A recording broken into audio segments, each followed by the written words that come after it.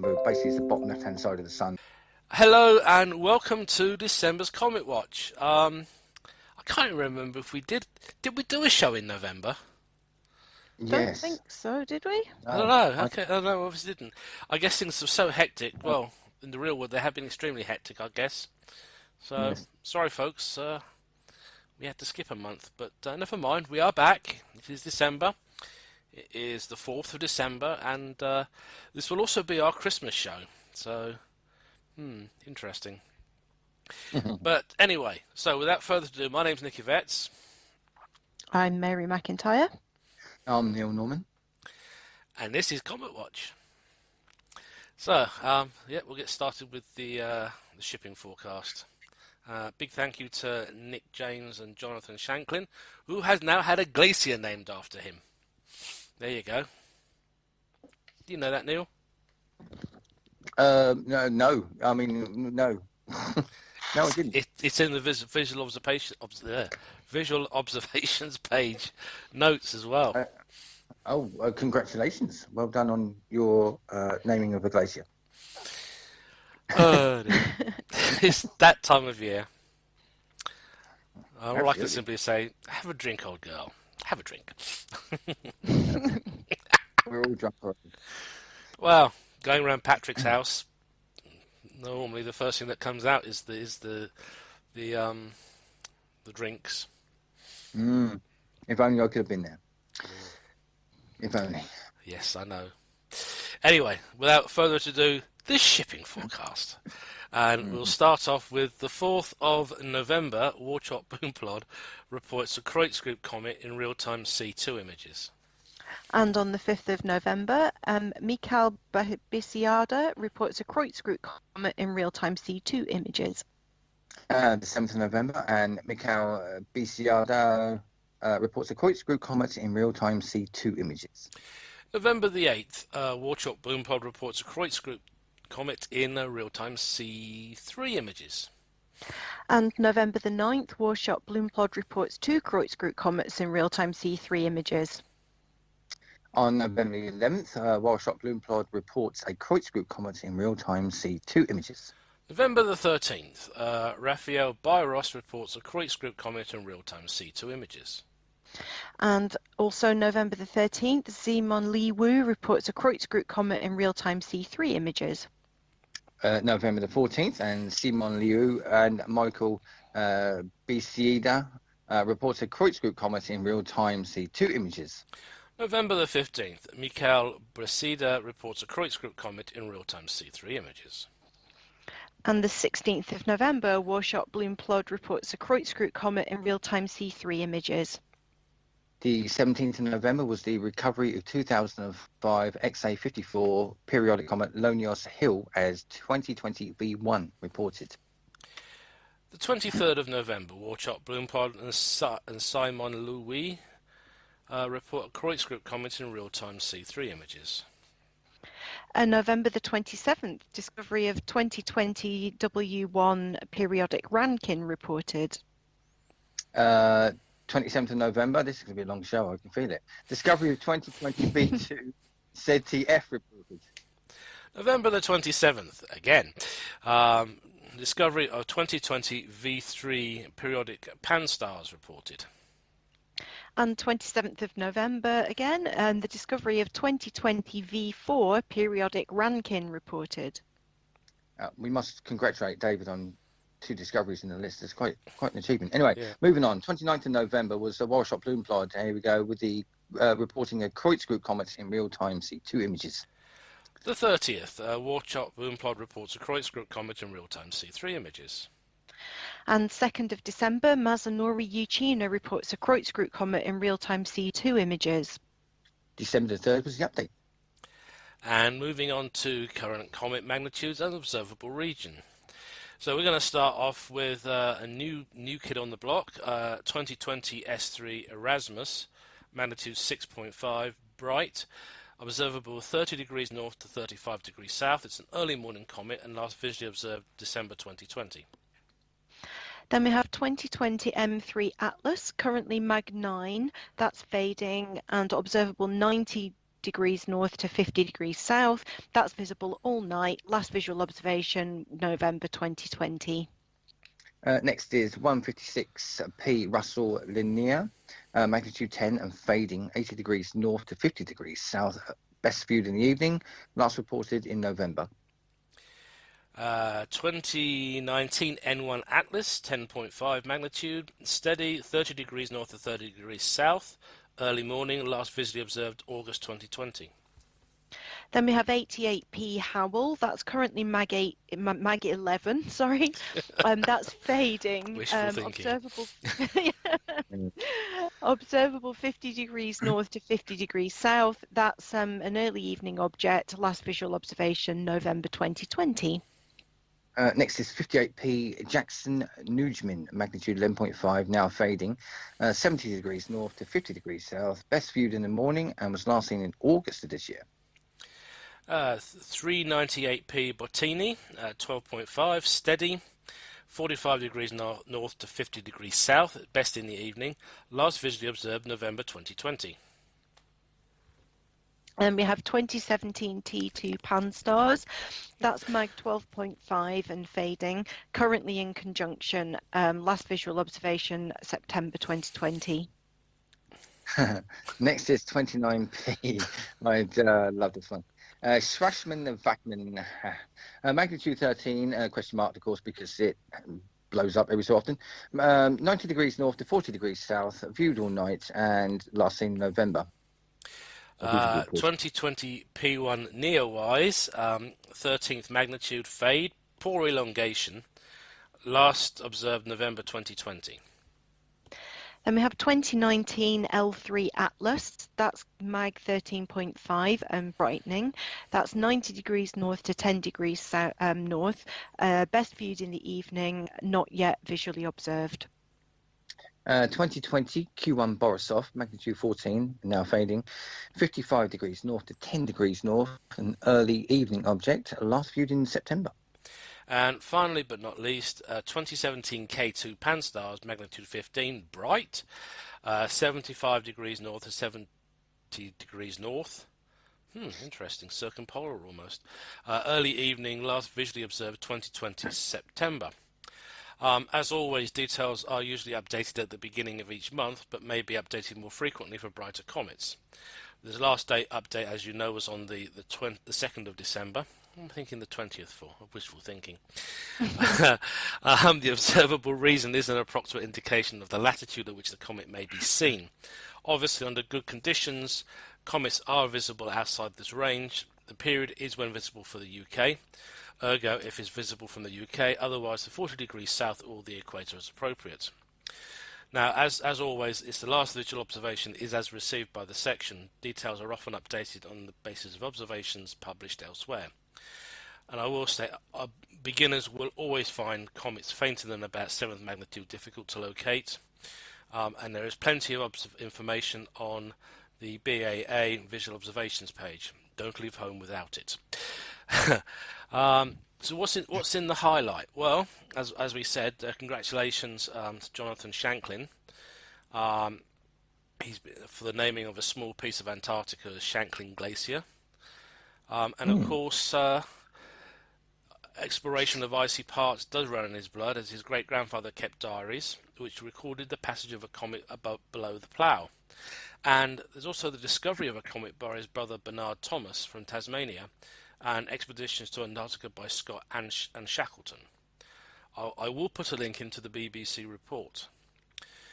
Now, Erasmus is coming nice and bright, and unfortunately, as usual, guess what? It's a Southern Hemisphere object. But if you've got a remote telescope account, go for it. Still get it. It's still worth imaging. You'll probably be one of the few northern observers to have a decent image of it. I think I have seen image, and I'm sure Neil will correct me if I'm wrong, from the north in the Comet Watch Facebook group. Yeah. Michael Yeager was one of the last ones to get it for us from the Northern Hemisphere. It's now going down. It's even very low for the people in the south. I think it's at perihelion on the 12th of December when it dips inside Mercury's orbit. Was very close to that. But it's not going to be anything like Neowise was. It's more of a gassy thing, and it's going to lose brightness quite quickly. So we haven't missed out on anything good. Thankfully, we didn't miss out, on the naked eye job. Well, we've got 2020 M3 Atlas, which is near its brightest. It's a magnitude 9. But as I say, and it is observable from the UK. It is a very diffuse object for visual observers. And of course, if you're in a light polluted area, frankly, I think you're going to have a lot of problems. It's an imaging trick. Yeah, I mean, I tried to get it in 20 by 80 binoculars when it was closest to Earth, 0.34 astronomical units, and I couldn't even see it in those. And I'm in quite a rural area, and it was a heck of a job. So it's a very small comet. There's not a lot going on with it. It looks nice on the photographs, but for a visual astronomer, you need the biggest scope, and you need to know where you're looking. It's not for an amateur. Aperture and mirror size is everything. It is for those sort of comets, yes. The only other highlight we have is 156p Russell Linear. That's at 10th magnitude. Have you had a look at? Have you gone for that yet at all, Mary? I haven't. No, not yet. We've had appalling weather here. The only good thing is the perihelion distance is reduced from 1.58 to 1.3 AU. And that was because it had an encounter with our old friend Jupiter back in 2018. So that also may have led to the increase in activity and a brighter absolute magnitude. Seems to be brightening linearly, and it is quite possibly already at its peak brightness. This is where I'm going to put my word in for joining the BAA, because to be honest, they have some really cracking good papers in the BAA journal. In the 2020 June one, there was a paper on the brighter comets of 2016, and there are further papers in that series that are in press or under review, covering the years 2017 through 2019. So it is worth joining, and of course you get access to all the sections and the section managers, and it's much easier to contact them through the BAA website too. But, yeah, it's a great thing to be a member of for sure. Yeah. What else is going on? Oh yes, now, because this is just the three of us, this is where it's going to get interesting, because Neil hasn't got access to his laptop. He's looking at it on his phone. I'm now sorting that out. Oh, you're now sorting it out. How absolutely brilliant, dear boy. Yes. Do a funny anecdote or something. Well, funny anecdote. I suppose the best anecdote I have would have been listening to Patrick Moore at Darmstadt talking about Hawley, the 86 apparition of Hawley's Comet. I'm probably going to get into an awful lot of trouble for this, but he kept wondering why they weren't spending time with him, and he actually had the scientists with the answers, when the BBC kept cutting back to Greenwich. Yes.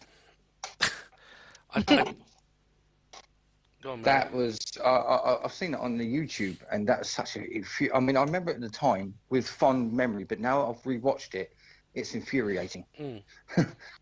The frustration on Patrick's face, because they weren't comet experts, were they? No. in a simple word, they're probably excellent people when it comes to doing outreach. Yes. Yeah. But exactly. Patrick had all the people with with most of the possible answers there available to him at Darmstadt. Yeah. But and unfortunately, of course, the next apparition is going to be even worse. Yes. If I still make it, touch wood. Yes. I really hope I do, because I was so gutted I didn't see that comet. Well, I just got it at 10 by 50 binoculars. Yeah. It's a small fuzzy blotch. Yeah, that was basically what I had too, Neil. But yeah, at least I suppose. Oh God, that was. My gosh, I was young then. Definitely a much younger man. I was 12 and I was just learning the trade, so to speak, and I really knew nothing about nothing. I didn't even know half the stars in the sky at the time. Well, still don't, but we won't talk about that. Well, the thing I am is, that affected. there's always star wheels or planispheres, but That's what we got. Yeah. as I say, There's some great. go on. There's some for people who want to, get a little bit of memorabilia in, these eBay and Amazons and things for Christmas coming up. Might be getting vouchers and things. You might be able to get a load of these old comic books from the period. There's a great book by Patrick Moore and Dr. John Mason. They did a book about Halley. Sorry, not Halley. It's nearly Christmas. And, Have you been drinking, Neil? No, not at all. It's just lemonade. Brian Harper. Brian Harper, who wrote several good. He did a really good children's book for the younger, and he did a good adult version as well. I think he was actually one of the founder members of the Hawley Society, wasn't he, of 1986 with I believe. Patrick? I would really like the Hawley Society to come back. I remember Patrick had a 2061 tie on the Sky. I'm looking for someone who will make me a 2061 tie. Yes. But, you can get some great things on eBay. I saw an Edmund Hawley plate, and there's like paperweights, there's lots of stuff, like the collectible stuff. I still have somewhere a VHS video cassette about the apparition, hosted by none other than William Captain James T. Kirk Shatner. As long as he doesn't sing in it. No, he didn't. But what they did was they set it up so you could actually record afterwards, after his little show, all whatever you'd seen of the comet and stuff like that. And there was a very nice hologram on the actual sleeve too. Yeah. Yeah. Oh wow. I've never seen it. I think I've heard you talk about it once before, but there's lots of old memorabilia and stuff that's probably going to be. In fact, I've got a set of commemorative stamps. I think first day cover, which I got through Nick Howes. Nick Howes. I got some through Katrina, Raina Evans. Yeah. Katrin. Oh, Katrin, not sorry. I hope she's not listening to the show. She does, because I post it in her group. Sorry, Katrin. I did get you an asteroid, so don't be too angry with me.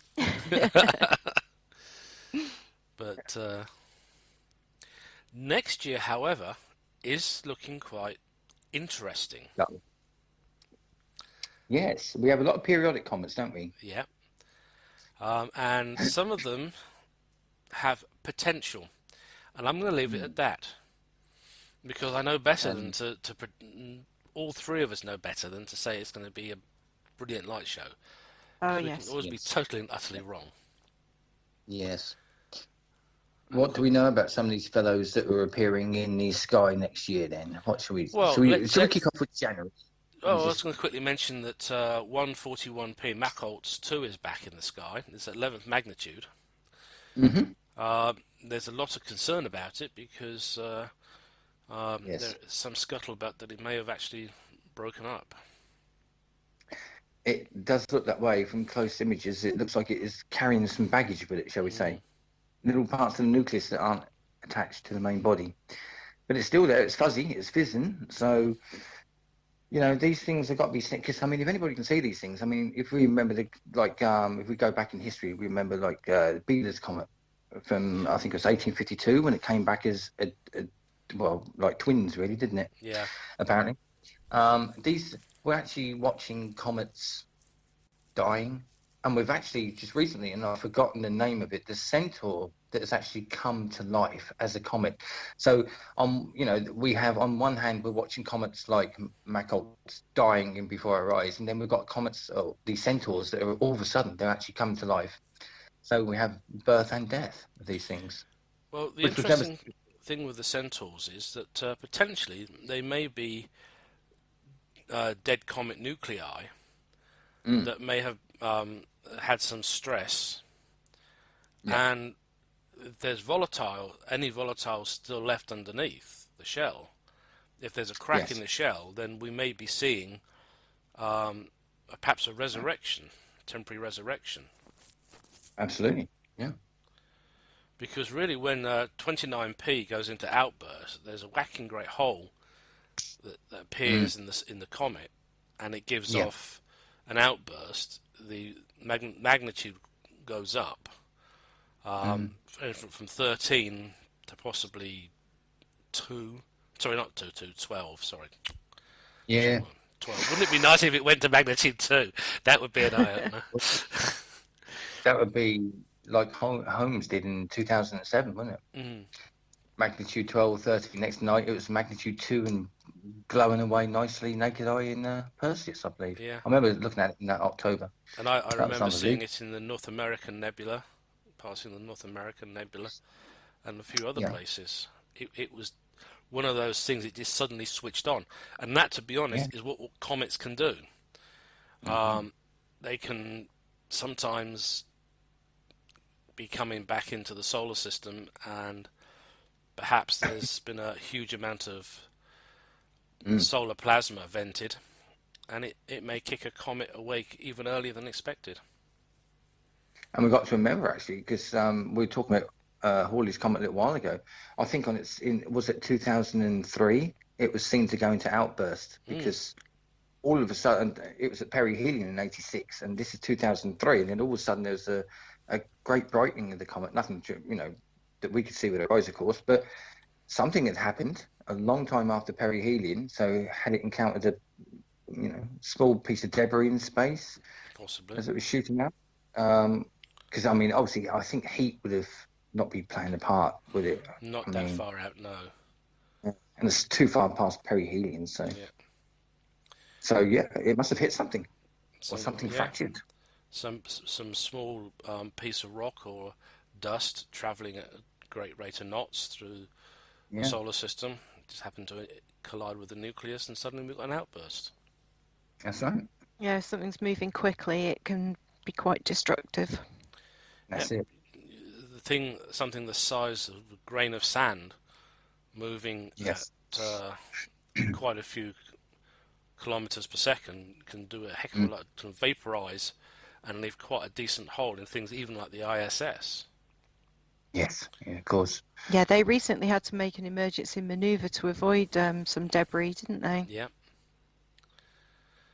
But as I say, and of course we have the Comet Interceptor mission to look forward to soon as well. That's still going ahead with ESA. So eventually we'll have 3 satellites, all of Lagrange points, waiting for an inbound comet to appear, and then off it will toddle and do its research. Exciting times. Well, yeah. Look at poor old. I'm trying to remember that space. I worked on this piece of kit, and I can't remember the mission. Giotto, thank you. Yes. Yeah, Giotto. Giotto took an almighty hit when it was imaging the nucleus of Halley's Comet, but it was still, the instruments were still such that it has plenty of other science it could do, and it went on to Greg Scullerup, and it really did perform, even though we didn't have the main camera anymore. But the rest of the probe went and really did do some good business. That I know when they got to that comet, you mentioned the Greek Scullerup comet. They did a great deal amount of science on the bow shocks that hit the comets from in front of the comet and behind, which was unknown at that time. I mean, I know they went through Halley's Comet, but the real science was done at Greek Scullerup because they actually had more time to collect more data, and they did some wonderful stuff. And of course, really, in a lot of cases, it was the really beginnings of comet science via space probe, because there was the Vega missions. So you had the Russians, the Japanese were there, as well as little old Giotto. and it probably the very first comet that actually got a real workup from space probes. And we look, and as I say, as you say, I mean, this was 1985, 86 when these things were being launched. I mean, Yeah. the actual work that went into them began 10 years before that, 1975, perhaps something like that. They started winding up. I think everything had to be finalized and ready to build. The build took approximately 3 years, because you got to remember it's not all at one company. The company I was working for was doing some flight model stuff for Giotto. That's why I got to actually sit and watch the unsponged version of Darmstadt. We had a choice. We could either just stay with Darmstadt, or we could go to the BBC, watch the BBC, they were constantly going back to Greenwich asking questions of people who were not comet scientists. They were asking all the important questions to people who just didn't have a bloody clue, unfortunately. Yeah, that's right. They're great people. They do a great job in outreach and other stuff, but there wasn't any serious comet people there at all. No, I mean, in Germany you had, I think Jan Ort was there. I think Whipple was there, who's a great. I mean, he was the one who invented the dirty snowball, theory of a comet nucleus in the first place, and they were sitting in Germany twiddling their thumbs for half the time. Yeah, that's ridiculous. And of course, eventually that led to the other comet I really hate pronouncing. But no, not Schwarzmann-Wachmann. It is 67P. Oh, Churyumov-Gerasimenko. Yeah. I'll stick to 67P. Well, we'll come to that later on in the year. Yeah. But as I say, look, if anybody wants to know where we are, we're actually on Saiichi Yoshida's website, Comets in the Future, Visual Comets in the Future, Northern Hemisphere. I'm just going to, just for the heck of it, there's not real much difference between the north and the south, really. There's a couple more comets in the morning, one more in the afternoon, in the midnight, and evening's about the same. So we'll stick with Northern Hemisphere. So we've got some good stuff there. M3 Atlas, 88P Howell, 2019 N1.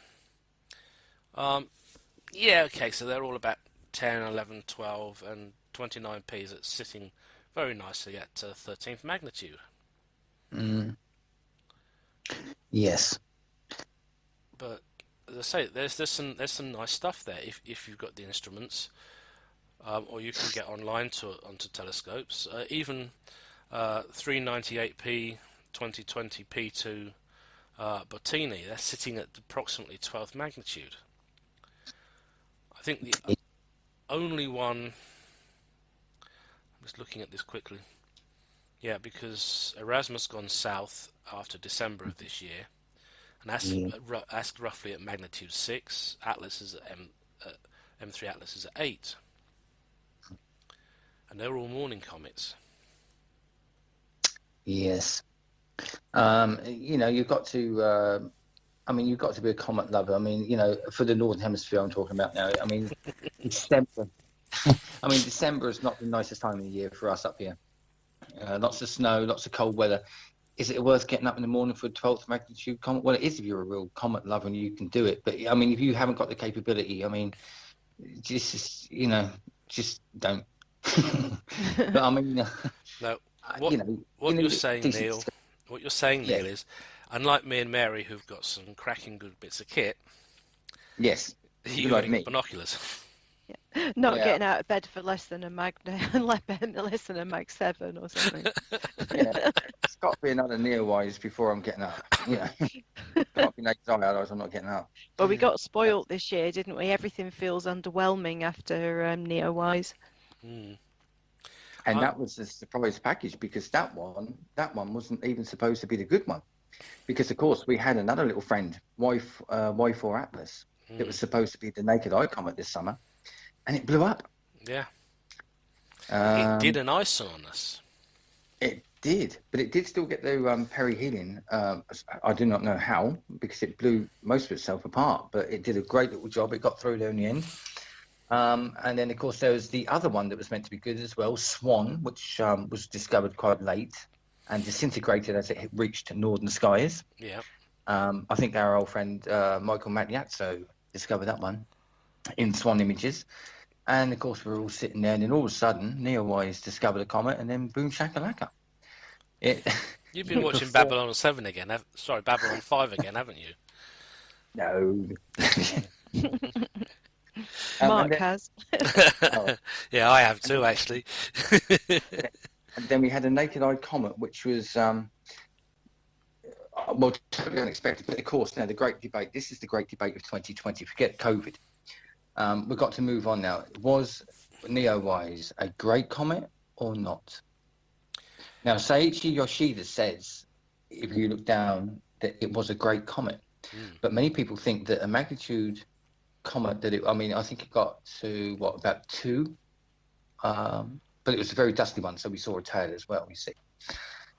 So is that by definition a great comet, or are we just clinging on to something because that's the brightest thing we've seen since 1997 with a tail in the sky? Well, I think it's going to go down in history as a great one, possibly because it was the first one that had been so extensively photographed. I don't know of any comet that has had that many pictures taken by people that don't normally image comets. Yes. Because people were picking it up on a mobile phone camera. It was extraordinary. Crazy. Yeah.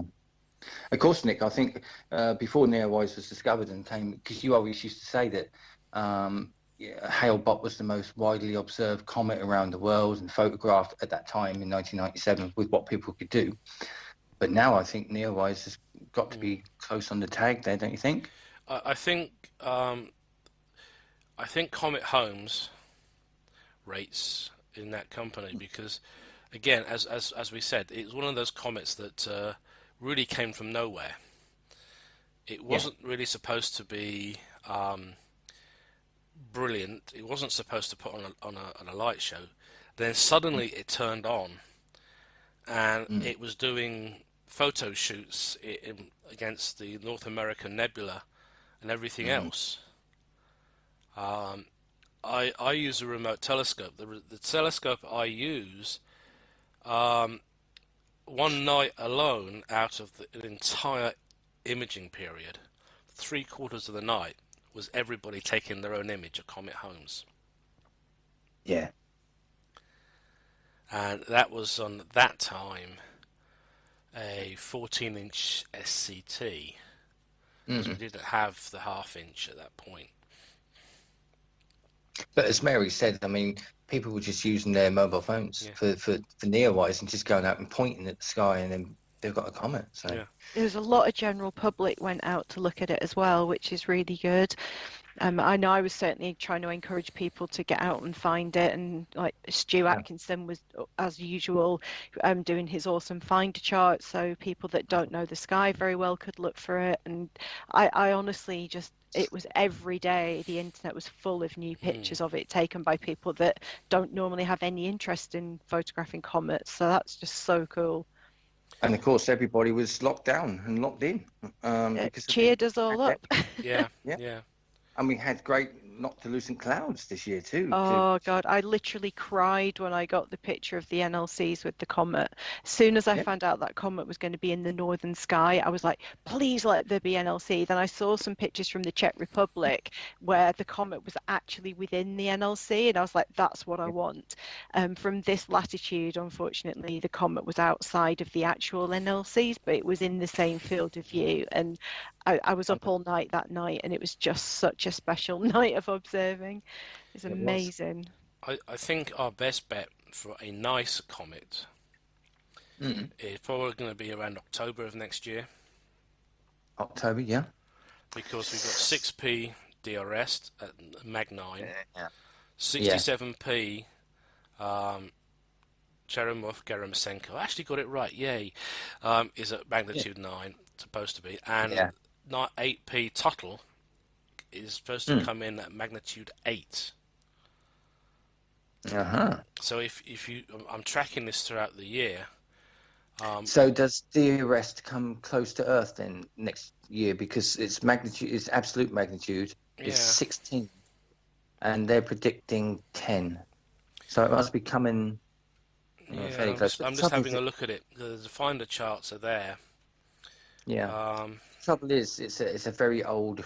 Obviously, as you can tell by the number 6, it's one of the first ones to be identified as a periodic comet. So it's been around a bit, hasn't it? Oh God, 1678. We've got it down as discovery on August 23rd. Yeah.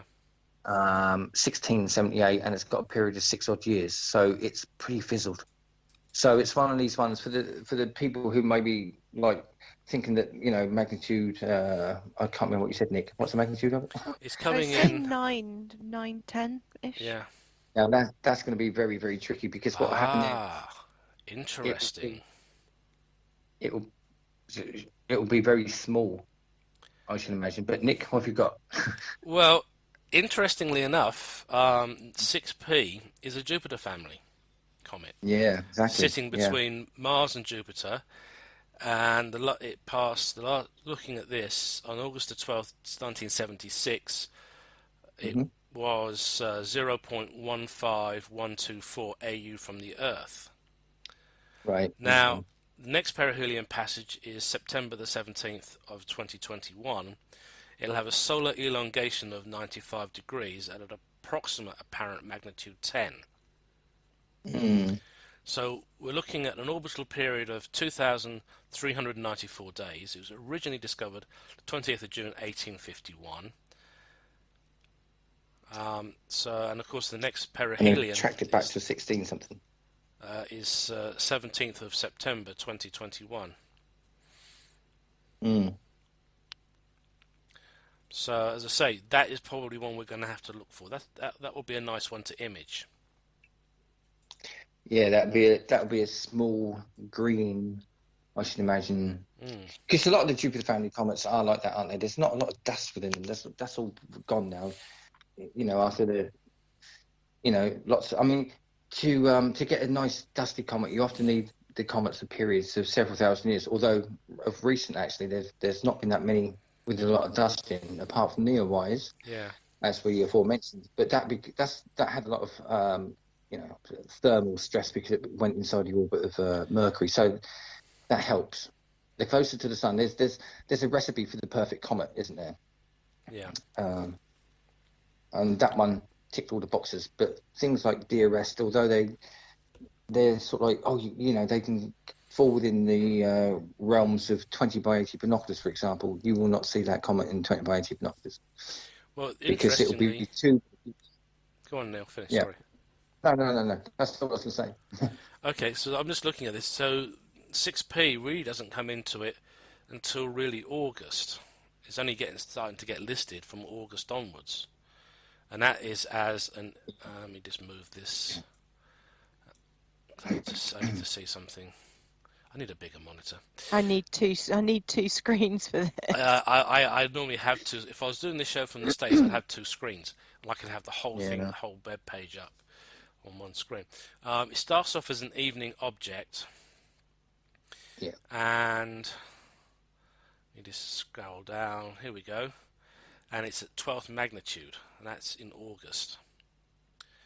So for most of August, then it goes into midnight. It's still 12.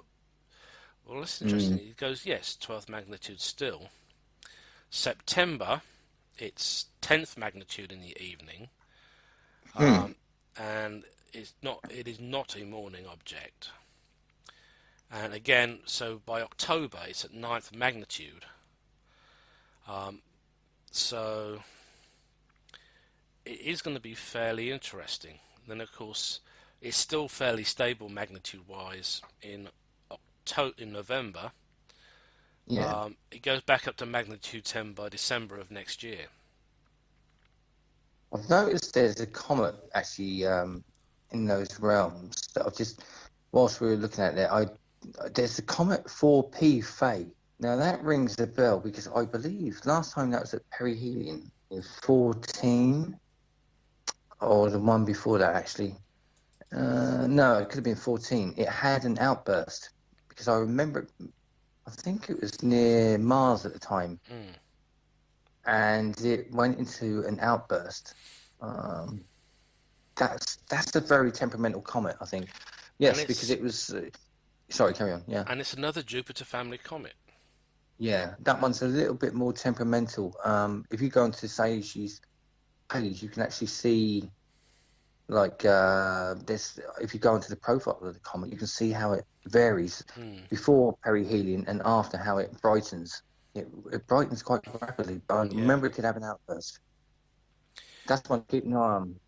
Well, the interesting thing is looking at the magnitude graph. It seems to be, it has a major fade and then it picks up again, and then by 2022 it's definitely fading. It's gone down to about 11th magnitude, and it goes way down in 2023. So, but I think the comet that could be the dark horse amongst all these is that K2 Pan-STARRS. Although it's like even in September it's a magnitude 11, I think that one could be a little bit of a dark horse. Well, the Pan-STARRS comets tend to be. Yeah, I mean that's the one that Hubble saw because Dr. Jewett wanted it to be seen because it was, I think it's the most active comet ever seen. Approaching the sun, and it's pretty. I think you imaged it, didn't you, Nick? Yeah, I've imaged it. Yeah. September. It was tricky, but I got it. Yeah, it's a very big one though. I mean, even at that distance there, I mean, I think it's at for a quick comparison, it was at the orbit. Hopefully you'll put your picture up, Nick. But when you took that photograph, I believe it was around about the orbit of Saturn. And to put it into comparison, it was releasing as much material at the orbit of Saturn as Neowise was when it was near Earth, and we had the naked eye and the big tail, and as we was talking about. So it was, and at that time, I mean, Neowise was what, 0.4 or 5 astronomical units away from us, and when you imaged K2, it was 10 astronomical units away. So this thing is big. Yeah. And it's puffing away, so anything could happen. If that had a stress fracture or something, thermal fracture, and anything can happen. I really think a good one for the beginner comet imager will definitely be 67p in December, late next year. Yeah. Because it's going to be magnitude 8 in November 2021. And that's as a midnight comet into the morning. So you've got November 2021, December the same year. It's still a nice magnitude 8, possibly. We have to stress it's all these. We are basically saying, well, the website is basically telling us what we think it's going to be. And to be honest, Saiichi is pretty accurate. Very, yeah. He's extremely accurate, actually. So this is always a good place to go if you're looking for something to image. 19p Borelli looks quite decent at a cracking magnitude 9. Yeah. 6p's gone up to a magnitude 10 by then. But Borelli is an evening and midnight comet, eclipsed by 67p at magnitude 8. So there's a lot of stuff that's coming our way. What did 67p get to last time? It was 11, around the time. Yeah, it was quite faint, wasn't it? Yeah, it was. I know it did have an outburst. I think it had an outburst before they got there, didn't it? Because I remember Tony Angel contacting me about it because he was trying to image it from Spain, and 67p had an outburst just before they arrived you know, with the fillet and everything. It's a little bit temperamental, that one, but yeah, I mean, I suggest people study the images from the mission because I mean, you can get a really good idea of what a comet nucleus looks like. I mean, in great detail, and you can just see how these things look like, you know, asteroids, really, don't they? I mean, there's boulders, there's cliffs, there's canyons, there's all sorts of things, and you can see fractured lines, And it's a rubber duck. and you know, and it's a rubber duck, yeah. But unfortunately, a lot of these comets are periodic, which basically means they've been around a long time. They're under huge influence from the planet Jupiter. They get pulled around and tugged around, and you know they can get their orbital periods changed and perihelion distances, and they've been fizzled an awful lot. So what we have to do is try and find something of the longer period range that could sneak a decent magnitude. But as we were saying before we came on air, I mean, we were doing like Comet Neowise came from absolutely nowhere. We had literally 3 months' notice that it was coming. So these things are very hard to predict. The next great comet could well be within the range of Uranus right now, and in 5 years' time we could have another naked eye comet, or it could be next month. Who knows? Well, the interesting thing with 67P is they've discovered it's got a far-ultraviolet aurora. Yeah. I didn't know that. This was in Nature back in September. A far-ultraviolet aurora has been identified at 67P. Wow. Now, whether or not, well, it's obviously you need ultraviolet instruments to get this. I'm going to tell everybody right now, you're not going to see that with the naked eye. It's one of those really faint auroras, and this was from the data set from Rosetta. Now, when you remember that it's been a few years now. Yeah. It takes a long time to actually go through all the information. You're getting terabytes of information on a regular basis, petaflops even of information, and it takes a long time to go through this. So what's happened is in the far ultraviolet portion of the spectrum, they've done observations of the Coma rather, that have revealed the presence of atomic hydrogen and oxygen emissions. So they had to do a quantitative multi-instrument analysis of the emissions by combining coincident neutral gas, electron and far UV observations, and that's allowed them to say this is what's happening. So we now have a comet that belongs to our solar system. It's a Jupiter family comet. Yeah. And it's got an aurora of all of its own. We're used to seeing them at Saturn. We know that Jupiter has them. Yeah. We know the Earth has them. And now we've actually found out that one of the most intensively studied comets, and this is the comet that rewrote all the books. In fact, I remember one person saying that he just wrote a book about comet science, a comet science book, and he says, I'm not even going to bother publishing it now because it's obsolete. What we're finding out at 67P has completely made everything I've done, everything I'm writing about, obsolete, and totally, in some cases, it may be even slightly wrong. Yeah. So, one of the things they were doing, I think it's really good, really clever, is they were using the oxygen line at a wavelength of 1,356 angstroms as a tracer of solar wind electron variability. And like I said, this is all coming out of the Rosetta data. Yeah. Yeah. There's going to be studying that data for years to come. Yeah. So this was discovered using the ALICE far-ultraviolet spectrograph that was built into Rosetta. Blimey. So it's Amazing. everybody goes on about the science project that keeps giving. This is the science one of those projects that keeps giving. We're still digging through the data. We're still analysing it. We're still trying to find out why we're seeing this and what's causing it.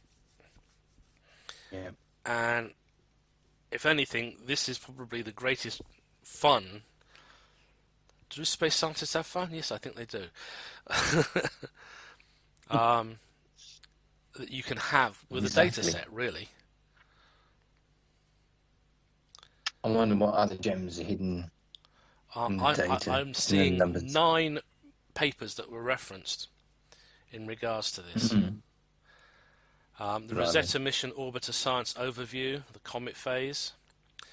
The Rosetta Mission flying towards the origin of the solar system. ALICE, the Rosetta Ultraviolet Imaging Spectrograph, S.A. Stern. Doesn't that ring a bell? Yeah, it does. Measurements of the near-nucleus coma of 67P with ALICE. Yeah, everybody says, go to the moon, Alice. Alice went to a comet. Like I say, there's at least 10, 11, 12, 13, 14, 15. It's going on. I've got, let me see how far I can go. I have literally got 57 other references in total. Holy moly. And the last one I've got is multi-scale simulation of plasma. So it's the space probe that doesn't give up, does it? Everybody comments about poor old Philae. Philae did what it was supposed to do in reality. It did, yeah. And yes, it got lost. It did manage to briefly communicate. Yeah. But the thing is, we learnt so much from that mission. Or I suppose we should say we learnt how not to land a probe on a comet. There's still been a lot found out because of the way that it bounced, though. Yeah. There's been quite a few releases of information recently. I think one of them was actually they worked out the actual escape velocity. And it's not that much. No. It's 0.00001 miles per second. There you go. But 4 days ago, there was an article that I saw where they found solid phosphorus in 67P as well. And some of the chemical precursors, which For is life. awesome. Yeah. We've had Venus. Fluorine as well. Yeah, Venus has kicked in with phosphine. Even when they actually recalibrated, there was still a phosphine signature on Venus where there shouldn't be one. By rights, that should not be there. It's the most hellish, amicable place ever. If you're sulfuric acid, you're at home. But for phosphine, it is not where you would expect to find it. I'd expect to find it maybe on Enceladus, Europa, but not Venus. And it's still, they're still finding out more and more. Even the fact that the IAU has apologised to the team, which is interesting. Well, they're a little bit upset because the person who issued the communique under the banner of the IAU didn't have the right to do it in the first place. So, yeah, I'd heard that somebody had abused their position, but also after that discovery as well, there was, as well as the IAU, there was another journal that published an absolutely horrendously unprofessional article, which was just basically ordering them all to retract their original research. And what really upset me about that is the fact the first thing they said in that press conference is, we are not saying we found life. We are saying we can't explain our results, and we want other people to please have a look at them and help us. And that's exactly what people did. And then when they did it, it was like, oh, well, they're all rubbish and they should retract their... That's how science works. It's literally how science works. And the best bit was, some bright spark was going through the Pioneer data, and what did they find? Pioneer had already found it.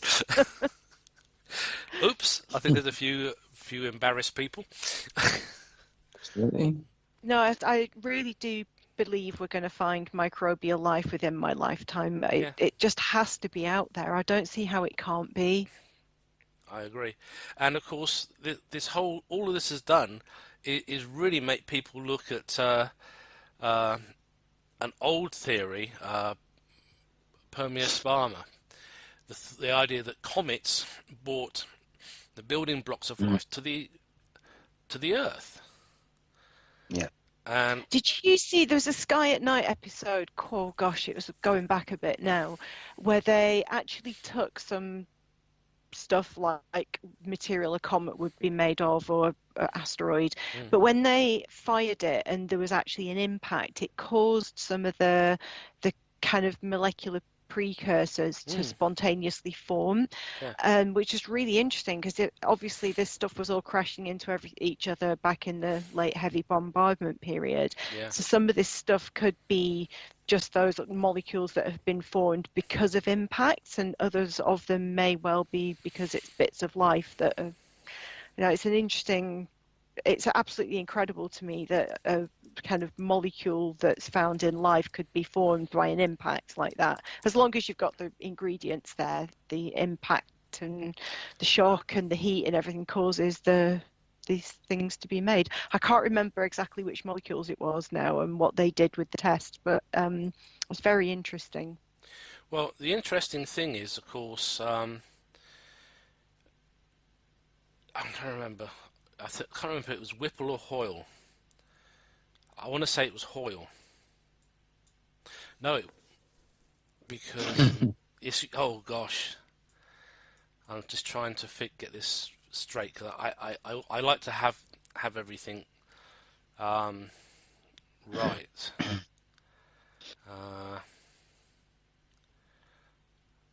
Okay.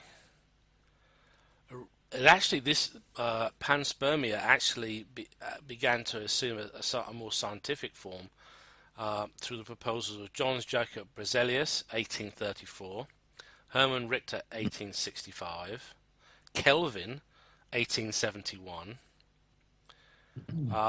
So this is Fred Hoyle and Chandra Wickramasinghe.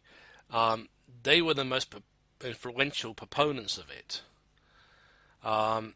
And they also further contended that life forms continue to enter the Earth's atmosphere, and could be responsible for epidemics, new diseases, genetic novelty necessary for macroevolution.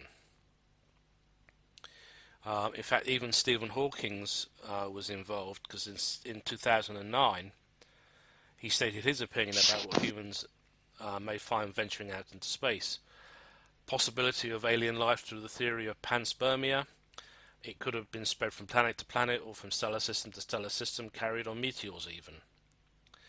So what they did was they actually carried out a series of astrobiology experiments on the outside of the ISS between 2008 and 2015. It's called EXPOSE, where a variety of biomolecules, microorganisms and their spores were exposed to the solar flux and vacuum for about 1.5 years. Now, some of those organisms survived in an inactive state for considerable lengths of time, and those samples sheltered by simulated meteorite material provided experimental evidence for the likelihood of hypothetical scenario of lithopanspermia. Oh. So, as I say, saying that it could be mixed in with meteoric rock does tend to allow it to be carried by a comet. And of course, scientists reported detecting sugar molecules, including ribose, in meteorites. So we can go on to asteroids, I think. So theoretically, the chemical processes on asteroids can produce some fundamentally essential bioingredients important to life, and support the idea of an RNA world prior to the DNA-based origin of life on Earth. Yeah. So it is kind of interesting. Very much so. Yeah. Transport I mechanisms. wish I was an astrobiologist. So they're saying transport mechanisms probably best are comets, radiation pressure, lithopanspermia, that's microorganisms embedded in rocks. We know that interplanetary transfer of non-living material is documented. Meteorites of Martian origin found on Earth. Who knows? Maybe we've even contaminated Mars ourselves with our space probes, with Viking. Yeah. Because in those Well, days, didn't one of the rovers recently find a picture of a meteorite on Mars that definitely wasn't Martian origin? I think you may be Yeah, right there. this year, I think that happened. And of course, if you've got low energy transfer of rocks amongst the young planets in their birth cluster, that could be another way. But anyway, there's an awful lot of suggestions, including from one engineer about plasmoid magnetic fields ejected from the magnetosphere may be able to move a few spores lifted from the Earth's atmosphere with sufficient speed to cross interstellar space to other solar systems. Who knows, before they can be destroyed. Blimey. So, even one suggestion about radiation pressure from stars. Right.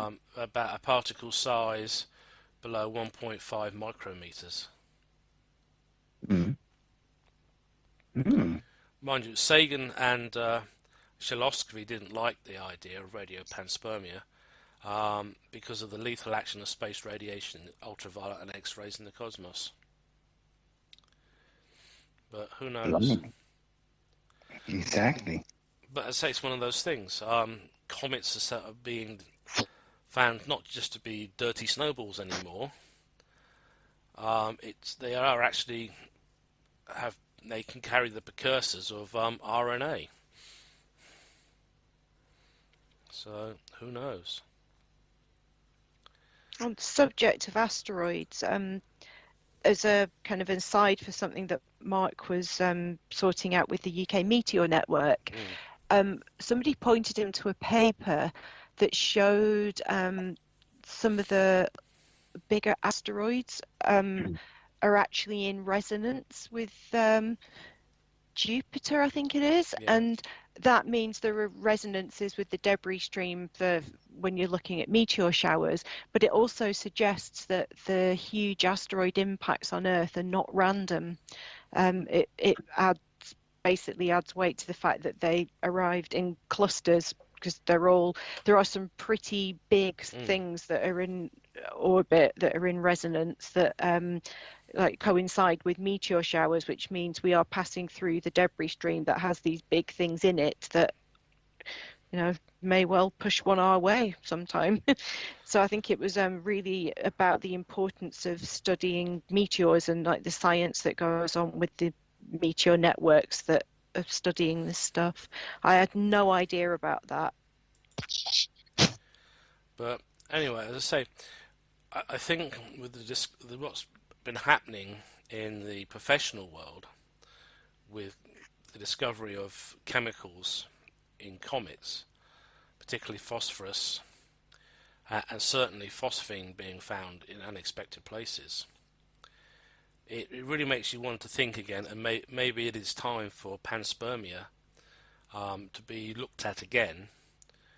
And I know that Hoyle was a proponent of comets carrying life to Earth, so maybe the precursor chemicals, which when they're mixed with others, might have a chance to actually do that. Who knows? Definitely.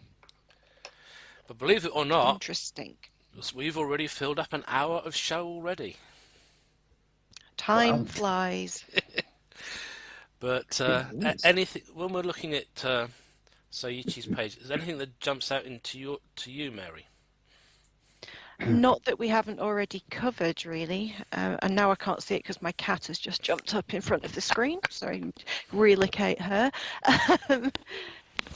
Yes, what struck me looking at this list is that there are lots of discoverers whose names I wasn't familiar with, which is good to see. I mean, yeah, we've pretty much covered. I mean, I'm glad to see 67P is going to be, fingers crossed, putting on a brighter appearance, because I'd love to get a photograph of it. I didn't obviously do that last time. I think it was just beyond the range of our equipment. So I really hope I get a crack at that. Well, I guess we're going to have to hope for good weather and that nobody buys any astronomical equipment in the UK for a while before that. No, God, I mean, forecast for the coming kind of week and a half here is just solid grey, and we've got the great conjunction of Saturn and Jupiter coming up. And both of them are going to fit into the field of view of even a moderate telescope size, and I want that picture so badly. No, I'm desperate for it to just at least give us a half an hour of clear sky after sunset. But and of course, really good news is vaccine. There is a vaccine, and that means we can all possibly, maybe by the end of next year, we can actually have physical association astronomical meetings again, and actually not be stuck on a flat screen. Yeah. I'm enjoying Zoom. It's been great that we've got the technology to do it, but yeah, I do miss seeing people. I think it's the interaction as well. Saving a lot of money on petrol, though. True, mind you, petrol's cheap at the minute. Yeah, it would be, because no one wants it. Hey, I'll take it any day. Unfortunately, I still have to work. I still have to drive. So. Yeah, all of our work is from home at the moment, so we're not really, Mark is shielding, so we're not going out. So it's, the car's having to take it out for a run periodically to stop the battery going flat. A strange year for sure. But the great thing about that is if you're working from home and you want to take pictures, you can stay up a lot later because you don't have to get up so early. So true. The home working thing is great for that. Oh yeah, I wish I was, because then it would be so much easier, weather permitting, of course. But then again, if there's always remote telescopes, since I can't really go anywhere, it's a case of I guess I study. So, oh well. How about a quick comment for the future? What about, shall we go a couple of years down the line? I know we're going to, but there's one comet that I know Terry Lovejoy is very, very keen to see come back. As we've done a couple of years down the line, bear with me. It's March 2024, and the comet is 12P Pons Brooks. And that one should get up to magnitude 4. That should be a naked eye comet. It's got a period of around about 71 years. It's a bit like it's a Halley type comet, a Hawley type comet, I should say. And it's also the parent of the, I believe meteor shower as well, the December Draconids. And I know Terry Lovejoy is very much looking forward to that one. So if nothing tremendously brilliant comes in the next 2-3 years, then that one is definitely the one that most people will be waiting for. Yeah. It was discovered in 1812. Long time ago, and it just gets to about Venus's orbit, I believe, when it comes into perihelion. But it's got a very close Earth-moid of 0.187 astronomical units. I'm just looking at now. So yeah, that's one for the future. And this next perihelion is actually April the 20th in 2024. So it's going to be absolutely perfectly placed. So it should be March and April. Nice. It's predicting Mag 4 for that, so that'll be good. And that's at perihelion. So I know Terry is, that's the one that a lot of the historians will be after. That's a nice little comet, and quite a dusty one too. I believe it's one of the ones with the tail, so it won't just be a little green blob with a bit of luck. But of course, anything else could come along in the meantime. We just do not know. I think that's the nice thing about comets. You just don't know what's going to come along. No. One I'd like to try and image is April again. Yeah, and it was 144p Kushida. That looks like that's an interesting little comet. Let's just pull it. Let's have a quick word about that one. Pull up. Okay, so it was discovered January the 8th, 1994. Period is 2,774 days. Semi-major axis is 3.85 meters. It's at perihelion in January the 25th, 2024. But it takes a little bit longer to actually brighten. But that's not a problem. Yeah. So, and of course, if you're in the southern hemisphere, you can click a link on Saiichi's page, and it will show you the comets for the southern hemisphere. And there's some nice ones there too. A lot of them are the ones that we have been looking at as well. Let me just quickly scoot back up. Let's see what they've got that could be potentially brilliant. Atlas in December of this year. DRest. Yeah. That's another something good for them. Borelli.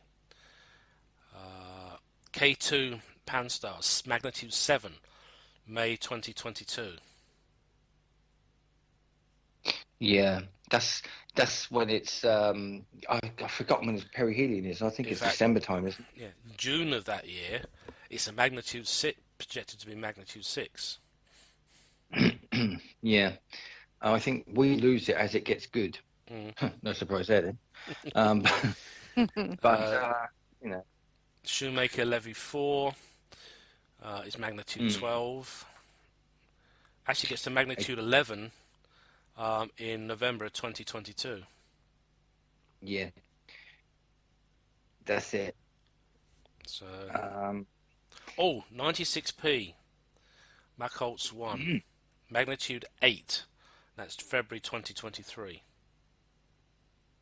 That's a tricky customer to get from the ground. That is, that one's the one that is best seen in the, because we spoke to Donald, didn't we, ourselves? And, as he said, that's a hard one to get. Even he said it's a hard one to get. He was very lucky. He had that little. Literally, had he had not gone out that night, had it been cloudy, he would not have discovered it because it is such a tricky customer.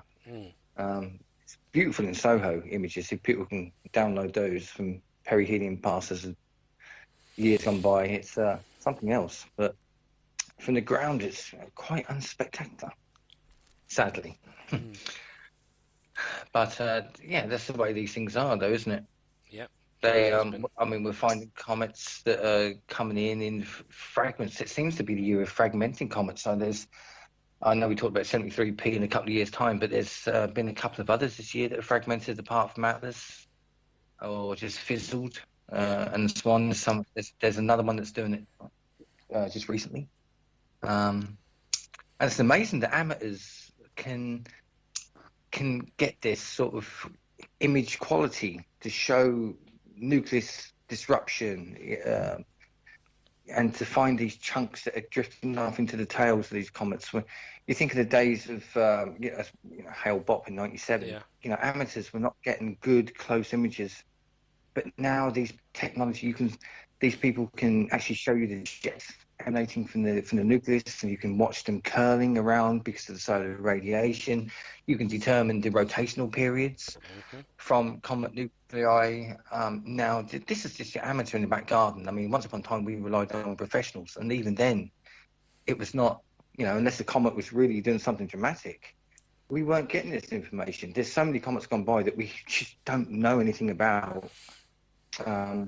CMOS and CCDs are just becoming more affordable all the time, aren't they? So it just means that more people have got the option of actually doing that sort of analysis. I just wonder what Patrick Moore was about now. I mean, he'd be amazed if you could take some of this stuff now back to the sky at night in, say, 1986 or something. He didn't like out. imaging, though, did he? He only ever wanted to do visual. He wasn't interested in photos, from what I've heard. He was quite anti that. He just wanted to look all the time. Wasn't interested in laptop screens or. Oh no. I think you can see that by when Martin Mobley went on there with all these. They were talking about the sky with chips, and it was all about CCDs and everything. And Patrick was doing his best, but you could see the love wasn't there for that sort of. It just wasn't there. He wanted to be at telescope and drawing, sketching, making notes. Well, I wonder where the technology will have gone by May 2023 or 24, because there's that new scope that's just come onto the market. It's anybody can use it. You just basically take it out and it plate solves itself, and it does like a kind of, you don't have an eyepiece with it. It's run with an app on your phone. It's got kind of like a live stacking app on it. Yeah. And it's apparently going to be completely revolutionary for outreach and stuff, but currently very, very expensive. And the sort of money that you would pay for that as a beginner is kind of in the realms of a very experienced professional. Damien Peach did a review on it, I read last week, and that sounds incredible, but hopefully the technology that's involved there will get cheaper and make that more affordable. But it's kind of taken away any of the setup, and you can just get a photograph straight off it without having any prior knowledge, which is going to bring more and more people into astrophotography world. It's going to be a kind of premium boys toy though, because it's very, very expensive. I can't for the life of me remember what it's called though. I know what you're talking about, Mary.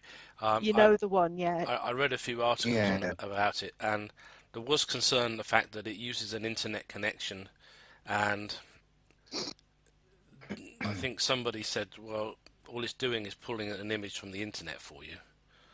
It's not a real telescope. That was one of that's one of the things I heard about it. That it wasn't a real telescope. I thought it was actually taking the picture.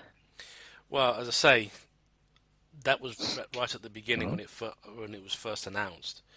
I'll be honest, I'm still not sold on it. No, not at the kind of money they're talking about. You could buy a really nice telescope for that.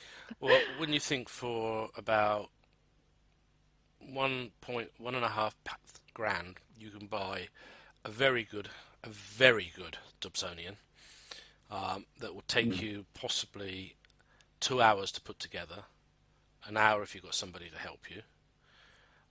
You can be out there. You can actually look at the craters and valleys of the moon very, very easily, very, very quickly.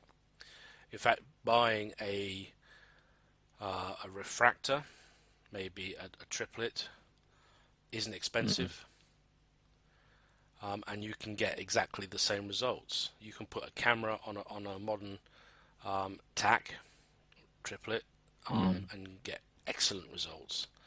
Not everybody uses Dobbs or Newtonians. Some people have got SCTs, which is really an interesting fish because of all the light bounces and all the extra mirrors. Yeah, we've got a Ritchie Crescent. It's a similar, it's obviously not exactly the same as an SCT, but it's got that folded mirror type design. So it's stubby tube with a pretty big punch for the size. Yeah. So as I say, you can even buy a decent 10-inch telescope beginning with either the letter C or the letter M. I think now for under £1,000, and if that will certainly give you some excellent results. Put on a DSLR camera, and you, as I say, you're cooking on gas. Yeah. So I suppose it will be the ultimate in boys' toys for a very long time. Yeah, for people that don't want to actually learn how to set things up properly or learn the sky. Yeah. It would be. But knowing how long it took us to get plate solving working in our observatory, I question whether that will be as reliable as it's billed to be. It can be a nightmare to get it right. But I hasten to add to everybody, these are our own personal opinions. Yeah. Based on what we've read in the press. I would have all of these things anyway, just if I could, Yeah. because I like stuff. I think in reality, I may get 2 more telescopes. I may bring back my 10-inch Newtonian, go to Newtonian, and I would certainly get another scope. This time I'd get a 20-inch go to Dob. I like my 16-inch. I have to upgrade at some point. It'll have to be upgraded to go to. I'm sure it will happen. But the thing is, there's more of a connection with it. I suppose even using the Newtonian, the go to Newtonian, there's still a connection. You can use a physical eyepiece if you want to before you use your camera, and then you can put your camera on. You can connect it to your PC or laptop, an image, but you can still take the camera out, put an eyepiece in, and then just use the Mark 1 eyeball, as it's called.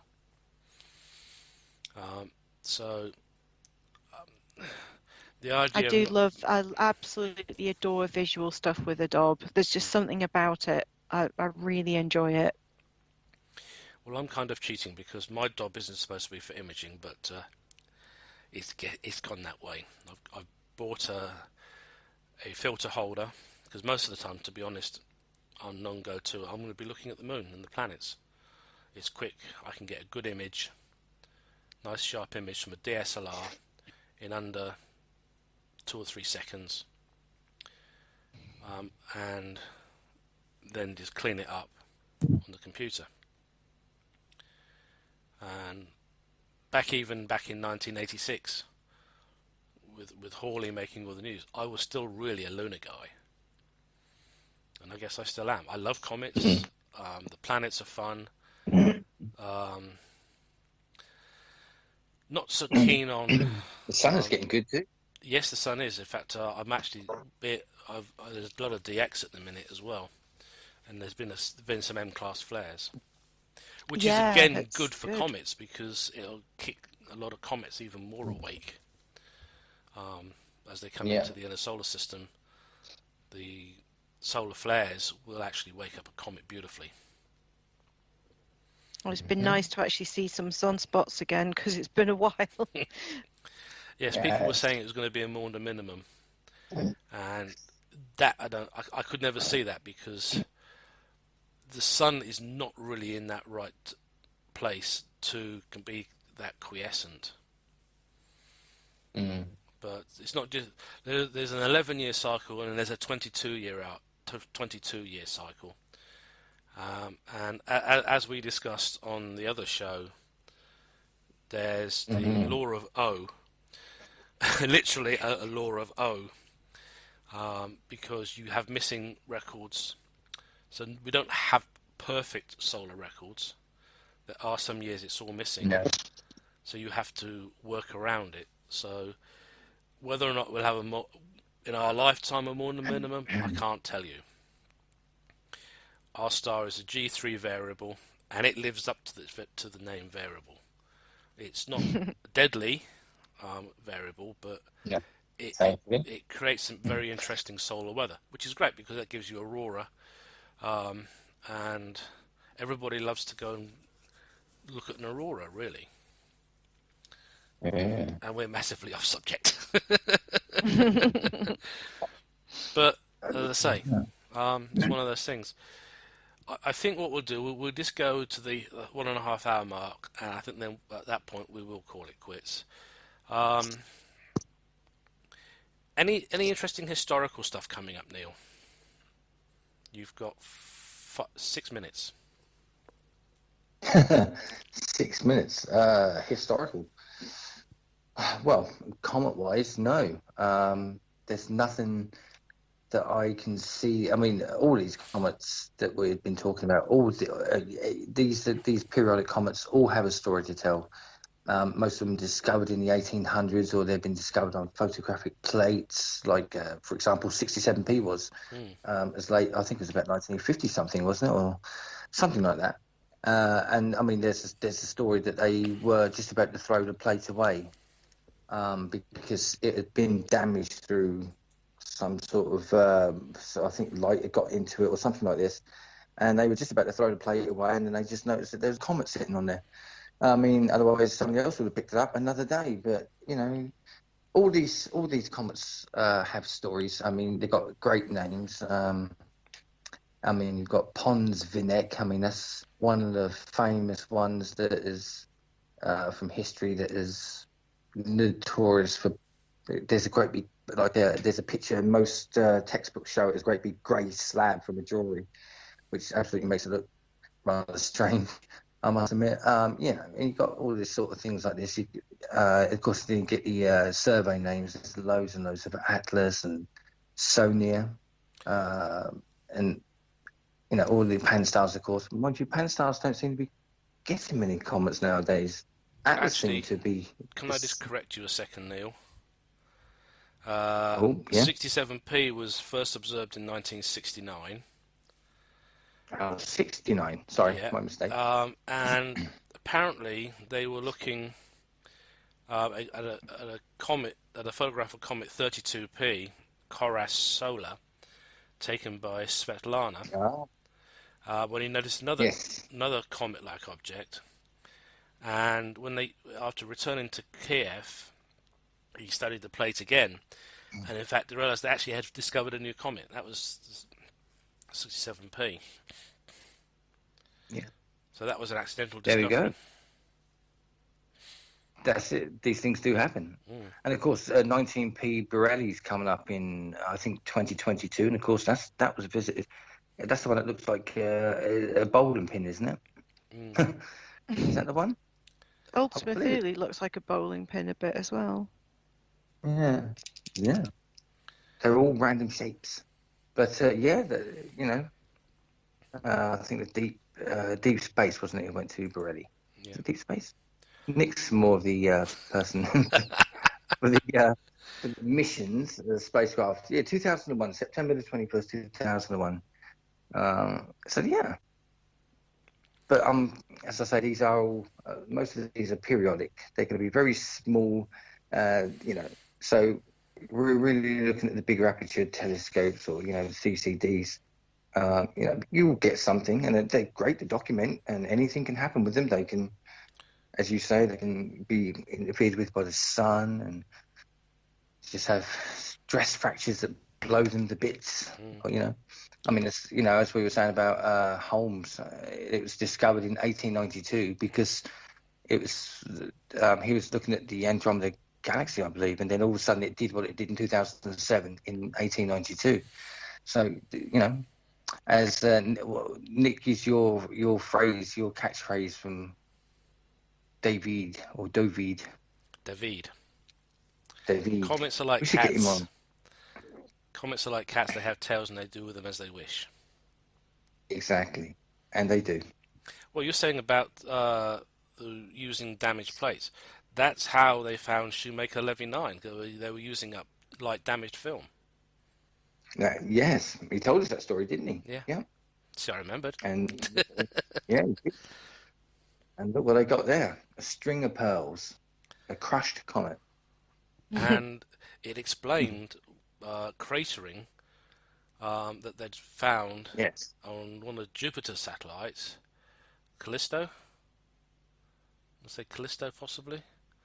I think so. A line of craters, clearly where another comet had been disrupted by Jupiter. This time it had impacted on one of the moons. And our moon has similar cratering, a line of craters as well. And there's even one, I believe, one found on Earth, I believe. I was always intrigued talking about that, the Messier impacts on the moon. I wonder, something skimmed those, didn't it? I don't know what that was, but I love looking at that. I don't know why, but I just love that system. But I digress. Well, you know what? We're 1 hour, 29 minutes. I think we've had, considering we didn't have a guest, Oh, and just to let Keep anybody going. know, the favoured target for Rosetta was originally 46p Vitron. So, Which a couple of years ago, in 2018, was Naked Eye, wasn't it? yeah, Up near the Seven Sisters of Pleiades. yep, Subaru. Yeah, I got that picture. It's one of my favourites. Yeah, it's a beauty. Yeah. So I think that for our December show, we've done pretty good. Mm-hmm. Got a lot of subjects in it, and panspermia is a legitimate comet subject because of Fred Hoyle. So, And it's thought that comets brought the water to Earth via that method, so it's very relevant. absolutely. Mm-hmm. So I think on this note, I think we better sign off, folks. Otherwise, we'll be going on for hours just on our own. So it's a good night from me. Good night from me. Good night for me. And we all hope you have a great Christmas. You get what you want, astronomically speaking. And we will see you in the new year. And on that note, it is good night. Bye. Bye. Bye.